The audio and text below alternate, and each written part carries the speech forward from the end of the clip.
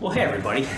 Welcome back to the Daily Six. This 6-minute video we're doing every weekday this week, getting open the book of Isaiah and looking at the promise of the coming Messiah during this Advent season, this Christmas season that we celebrate. There's something I want to show you that I've been seeing here in Isaiah chapter 44.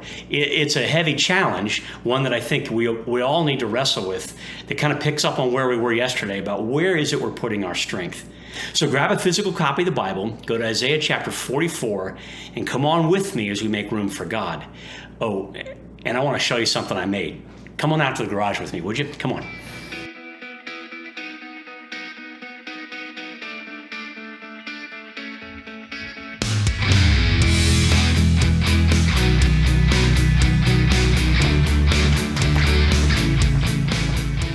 So my wife is probably going to be really mad that I'm showing you our garage and all the junk that's in it, right?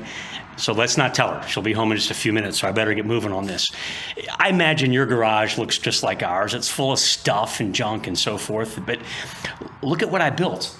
I built a little platform to put our stuff on. I'm pretty proud of it, right? Our kayaks and our camping gear will go up there, and our bicycles and the old spare tarps and whatnot all fit under there, and then there's still room for a car to fit in here. You get the picture, right? When we build stuff, we feel really good about it. So here's my question for you and for me, picking up on our theme from yesterday that we studied in Isaiah, where God, in trying to prepare our hearts and make room for Messiah in our lives, he challenges us, what is it we're putting our strength in?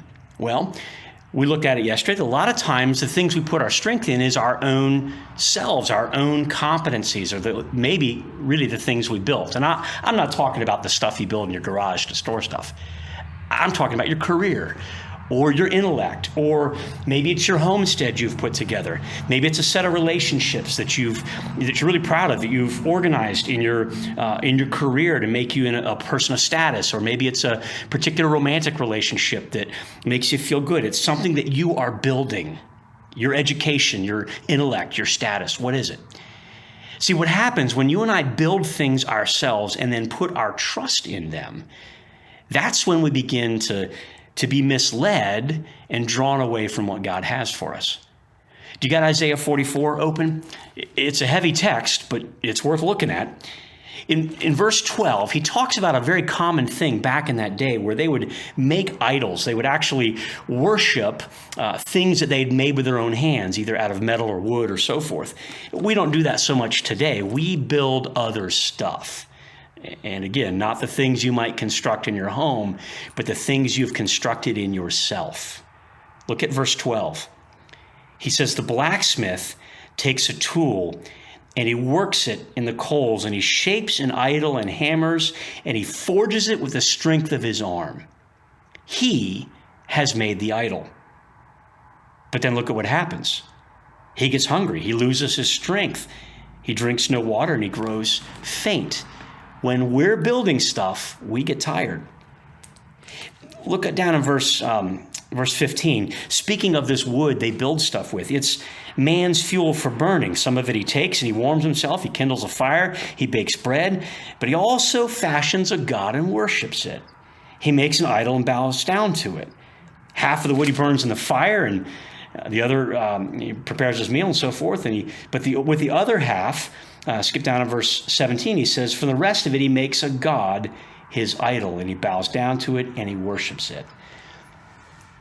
You see the folly in this, don't you? Something that he has made becomes the thing he turns to for his strength, for his worship. And in verse 19, God says, no one stops to think. No one has the knowledge or understanding to say, half of it I use for fuel. I even baked bread over its coals. I roasted meat and I ate. Shall I make a detestable thing from what's left? Shall I bow down to a block of wood?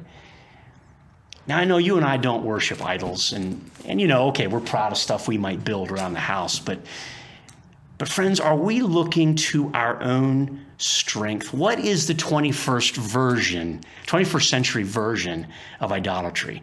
We're not making idols that we bow down to and worship maybe the way you'd think of from the Old Testament era, or maybe some other parts of the world that maybe some more primitive environments where people are still worshiping things they've physically made and truly praying to them. We don't do that. What's our 21st century version of it, though? Do we worship our intelligence?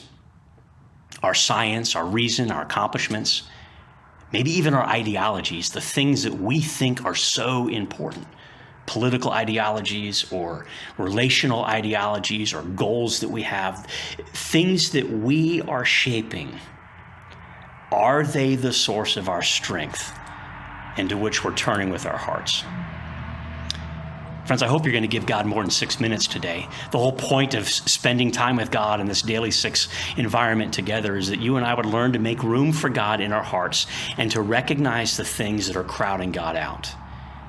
So as you make room for God today, as you give God more than 6 minutes, look down in the description below. You'll see some questions, some things to wrestle with, some things that you and I need to pray about.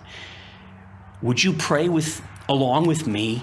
God, help me to stop trusting in myself, my own wisdom, my own intellect, my own reasoning, my own ideas and ideology. God, help me to stop looking to the things that I have made out of my own life to be my source of strength.